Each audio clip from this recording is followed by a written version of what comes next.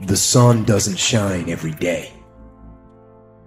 The storms will come. There are times when the nights will be long and dark and you will be alone. There will be times when the darkness seems to consume everything. But don't let it consume you. That's anxiety. Stop. You're not where you think you are. Your map isn't producing the desired outcome. It's wrong. What should you do? You don't know. Stop. Because if you don't know where to go, there's no point going anywhere. And then what? Prepare. That's anxiety. Stop. Prepare. Well, people hate that because, well, for obvious reasons. Prepare. For what? Everything. Very, very demanding psychophysiologically. And that's also something that's really worth knowing. It's like anxiety isn't just a psychological state that's unpleasant. It's like you're revved up and you're burning resources like mad. And you're in a biochemical state such that's optimized for quick action, but that's toxic if you inhabit it for any length of time. So not knowing what to do, that is not good. And it isn't just that it makes you feel bad. It's you're running your machinery faster than you can replenish it. For some reason, there is this facade that life should be full of happiness and without its suffering, which actually makes us suffer even more. Because when we get sad or something bad happens, we do not only feel bad about the thing itself, but we also feel bad because our life is not the way it is supposed to be. Not realizing suffering and sadness is just a part of life, and they're inevitable. Unless you learn your lesson, it will keep hurting. Not only it will never stop, it will also keep increasing the amount, so you won't get used to it. And it doesn't matter how you get knocked down in life, because that's going to happen. All that matters is that you got to get up. You have to get up. Whatever experience you're having right now, it has not come to stay. It has come to pass. Sometimes you have to just back up and go within yourself and pray and meditate and recharge your batteries. Go away, clear your head, and then come back and look at it from a different vantage point. Don't operate while you are under the spell or the effect of what's going on. Don't allow your emotions to control you. We are emotional, but you want to begin to discipline your emotion. If you don't discipline and contain your emotions, they will use you. You don't have to force yourself or motivate yourself to think negatively, to be depressed, to beat yourself up over the head, to feel loaded with guilt. You don't have to make any effort to do that. Your mind is on automatic. It will do that by itself. But if you want to begin to move into your own personal greatness, you've got to be willing to go against the tide. You've got to be willing to harness your will and say, in spite of this, I'm in control here. I'm not going to let this get me down. I'm not going to let this destroy me. I'm coming back. The same situation can either be perceived as a lead ball chained to your feet or as wings growing out of your shoulder blades. How you interpret the challenge is crucial to your success of overcoming it. Ultimately, it's never the challenges that matter, but how you perceive them.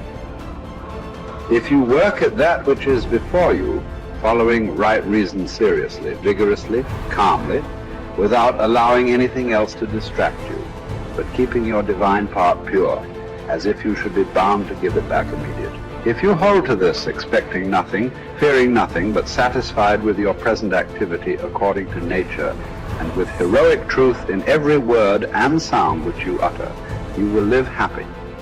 And there is no one who is able to prevent this.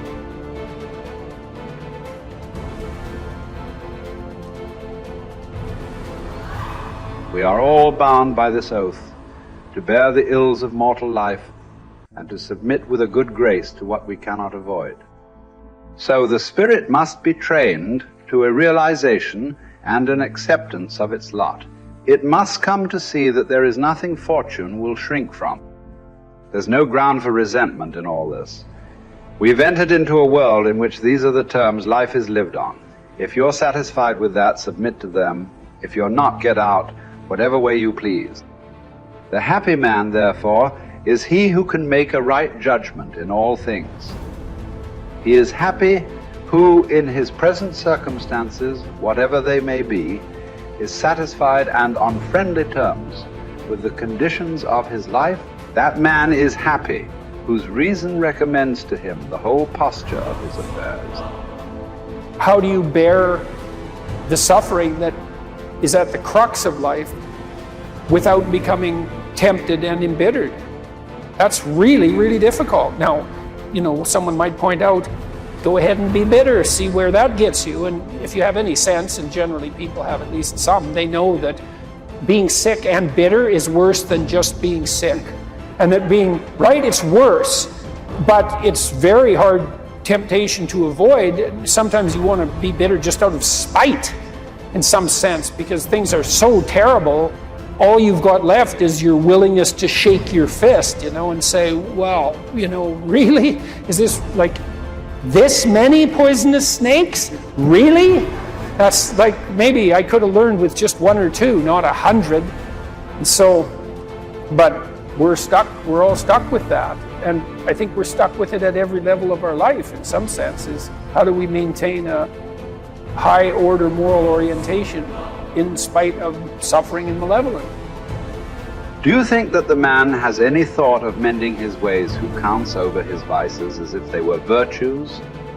Therefore, as far as possible, prove yourself guilty, hunt up charges against yourself, play the part first of accuser, then of judge, last of intercessor. At times be harsh with yourself. Set yourself free for your own sake. Gather and save your time, which till lately has been forced from you or filched away, or has merely slipped from your hands. Make yourself believe the truth of my words, that certain moments are torn from us, that some are gently removed, and that others glide beyond our reach.